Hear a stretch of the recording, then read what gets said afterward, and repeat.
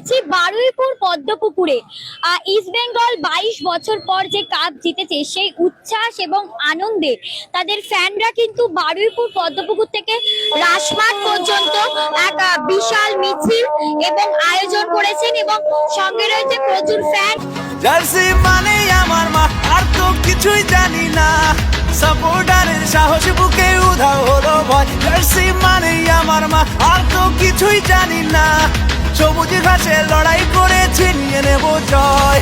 100 বছর ধরে মাঠ কাঁপাচ্ছে যে দল, লাল হলুদের ঝড়ের নাম ইস্ট বেঙ্গল। 100 বছর ধরে মাঠ কাঁপাচ্ছে যে দল, লাল হলুদের ঝড়ের নাম